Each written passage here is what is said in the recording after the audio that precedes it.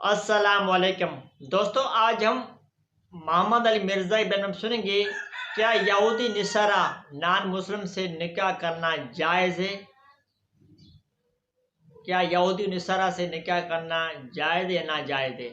آج ہم اس ویڈیو میں جانیں گے۔ چلتے ہیں ویڈیو طرف، سنتے ہیں بہترین بیان محمد علی مرزا۔ بہرحال اس میں ایک شاذ قول ہے صحیح بخاری میں، سورۃ البقرہ کی انہی آیات کے کانٹیکسٹ میں، عبداللہ ابن عمر کا۔ وہ کہتے تھے کہ بھئی میں اس سے بڑا شرک کوئی نہیں سمجھتا کہ کوئی شخص حضرت عیسیٰ ابن مریم کو اللہ کا بیٹا کہے یا اللہ کہے، یعنی وہ یہ کہتے تھے کہ اہل کتاب کی عورتیں بھی چونکہ مشرکہ ہیں لہٰذا ان سے نکاح درست نہیں ہے۔ لیکن امت کا اجماع ہے کہ عبداللہ بن عمر کا یہ قول شاذ ہے، یعنی یہ قول ایکسیپٹیبل نہیں ہے، امت کے اجماع کے خلاف ہے، صحابہ کے اجماع کے خلاف ہے۔ کیوں؟ قرآن میں سورۃ المائدہ میں اللہ تعالیٰ نے فرمایا کہ جو آخر میں آیات نازل ہونے والی ہیں سورۃ المائدہ کی، کہ آج کے دن اہل کتاب کی عورتیں بھی تمہارے لیے حلال ہوئیں اور ان کا ذبیحہ بھی اگر اللہ کے نام پر ہو تو حلال ہوا۔ تو اللہ کو تو پتا تھا کہ اہل کتاب جو ہیں وہ سارے ہی آلموسٹ مشرک ہیں، وہی قرآن آپ کو بتا رہا ہے نا سورۃ المائدہ میں، لقد کفر الذین قالوا ان اللہ هو المسیح ابن مریم، وہ کافر ہیں جو کہہ رہے ہیں کہ عیسیٰ ابن مریم ہی اللہ ہے۔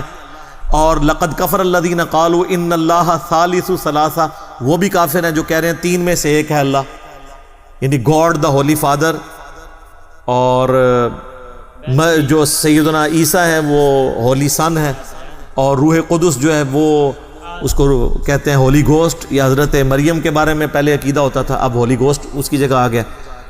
تو اللہ تعالیٰ جب ان کے شرک کو بیان کر رہا تھا تو اللہ تعالیٰ کو یہ پتا تھا کہ یہ مشرک ہیں، لیکن ان کو بینیفٹ دیا کہ چونکہ یہ اہل کتاب ہیں، آسمانی مذہب کو ماننے والے ہیں، اگرچہ مشرک ہیں لیکن چونکہ نبیوں کے ماننے والے ہیں، ان کی عورتوں کے ساتھ نکاح جائز ہو جائے گا، اور سب کا اجماع ہے۔ ہاں ہم ترغیب ضرور دلاتے ہیں کہ بہتر ہے نہ کریں، مسلمان عورتیں تھوڑی ہیں کرنے کے لیے، لیکن کسی کو منع نہیں کر سکتے۔ تو اب میرا ایک معصومانہ سوال ہے، اگر یہود و نصارہ کی بچیوں کے ساتھ نکاح ہو سکتا ہے تو سنی کا شیعہ کی بچی کے ساتھ اور شیعہ کا سنی کی بچی کے ساتھ کیوں نہیں ہو سکتا؟ تو یا پھر مان لیں اعلیٰ حضرت کی طرح کہ یہود و نصارہ سے بھی بدتر ہے۔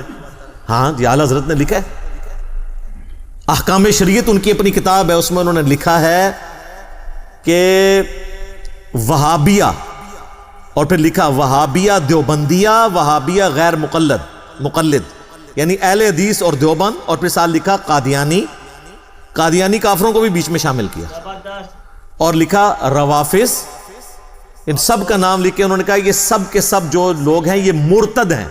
مرتد کا مطلب ہے اسلام چھوڑ گئے اور واجب القتل، اور یہ 1,00,000 دفعہ بھی اللہ کا نام لیں تو ذبیحہ مردار ہی رہے گا۔ البتہ یہود و نصارہ اگر اللہ کا نام لے کر کریں تو وہ حلال ہوگا، یہ حرام رہے گا۔ 1,00,000 دفعہ بھی نام لیں تو کس کا؟ دیوبندی، اہل حدیث، شیعہ، ان سب کا، اور قادیانی کافروں کو بھی بیچ میں ڈال دیا۔ انہوں نے قادیانیوں کے کھاتے میں ڈالا ہے ان کو، کہا کہ یہ 1,00,000 دفعہ بھی نام لیں تو ذبیحہ حرام رہے گا، البتہ یہود و نصارہ اگر کریں تو حلال ہوگا۔ تو پھر اب باقی پیسے تو چھوڑ دیں، آپس میں آپ دیکھ لیں کہ ان لوگوں نے کس طریقے سے دراڑے ہیں۔ پھر ہمیں لوگ کہتے ہیں جی بزرگوں کے بارے میں بات کرتے ہیں، بزرگوں نے خدمت ہی اتنے بڑے لیول پہ کی ہے کہ وہ بزرگ خود بخود پھر وہ اس پورے معاملے میں رگڑے میں آ جاتے ہیں۔ ہماری نیت تو نہیں ہوتی لیکن خود بخود آ جاتے ہیں۔